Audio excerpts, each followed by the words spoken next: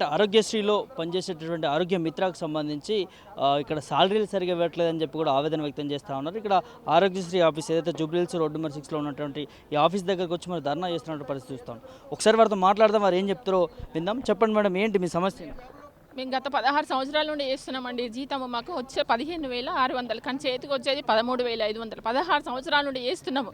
ఇప్పుడు ఏజ్ కూడా మాకు అయిపోయింది, 50+ ఉన్నాం. నేను ఒంటరి మహిళను, ఇద్దరు ఆడపిల్లలు డిగ్రీ లెవెల్లో ఉన్నారు. ఇప్పుడు వాళ్ళని నేను ఏం చదివించాలి, ఎట్లా పెళ్ళిళ్ళు చేయాలి? నేను ఒంటరి మహిళను, ఈ జీతంతో ఎట్లా బతకాలి, ఎట్లా చేయాలి? 16 సంవత్సరాల నుండి చేస్తున్నాము. మేము చదువుకున్నది డిగ్రీలు, పీజీలు, కానీ మాకు 4th క్లాస్ స్కిల్ స్వీపర్ చేసే పనులకు ఇచ్చే సాలరీస్ ఇస్తున్నారు మాకు. మేము 2 సంవత్సరాలు ఉన్నాం, ప్రభుత్వంతో పోరాడుతున్నాం. ప్రస్తుతం ఈ ప్రభుత్వాన్ని కూడా వేడుకుంటున్నాం, కానీ ఇప్పటి సంవత్సరం నుండి ఈ ప్రభుత్వం వచ్చినప్పటి నుండి కూడా ఇంతవరకు మాకు అసలు ఎలాంటి కూడా న్యాయం చేయడానికి చూడట్లేదు ప్రభుత్వం. అంటే మీకు అన్యాయం ఏం జరుగుతుంది? సాలరీస్ కనీసం ఎట్లా సార్? 13,500 తోటి మేము ఎట్లా బతుకుతాం చెప్పండి? ఒంటరి మహిళ, నేను ఇద్దరు ఆడపిల్లను, ఎట్లా బతుకుతాము? 13,500 తోటి ఈ రోజులలో బతకగలుగుతామా?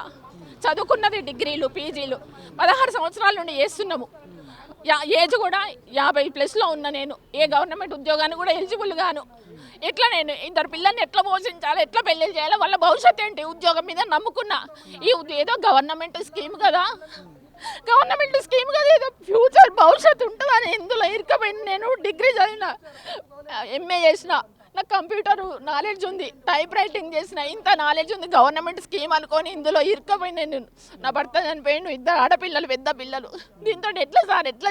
అందుకే విన్నవించుకుంటున్నా, గవర్నమెంట్ కొంచెం మాకు శాలరీస్ ఇంప్రూవ్ చేసి, ఉద్యోగ భద్రత కల్పించి, కొంచెం శాలరీస్ ఇంప్రూవ్ చేసి, ఉద్యోగ భద్రత కల్పించి మాకు న్యాయం చేయాలని గవర్నమెంట్ గారిని కోరుకుంటున్నాం. హెల్త్ మినిస్టర్ గారిని మరి ప్రభుత్వ అధికారంగా కలవడం జరిగింది. కలిసాము, 1 ఇయర్ నుండి కూడా కలుస్తున్నాం. ఎలాంటి స్పందన లేదు వారి దగ్గర నుండి. ఎన్నో వినతి పత్రాలు ఇచ్చినాము, గత ప్రభుత్వానికి ఇచ్చినాము, ఈ ప్రభుత్వానికి ఇచ్చినాము, కానీ వారి దగ్గర నుండి ఎలాంటి స్పందన మాకు రాలేదు.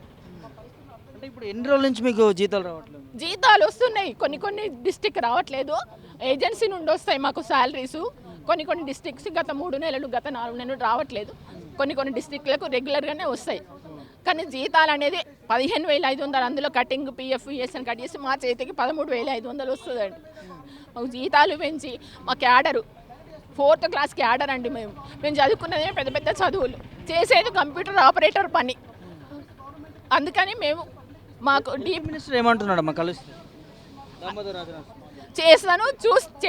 చూస్తాను అమ్మేసి అంటున్నాడు అంతే. ఇంతవరకైతే ఇలాంటి హామీ ఇవ్వలేదు, ఎలాంటి మాతోటి చర్చలు కూడా ఏం జరపలేదండి. చేస్తానన్నప్పుడు కొంచెం సమయం ఇవ్వాలి. ఇప్పటికీ మేము ట్రస్ట్కు వినతి పత్రం ఇచ్చి సమ్మె 45 days అవుతుందండి. 45 days అవుతుంది మేము సమ్మె వినతి పత్రం ఇచ్చి.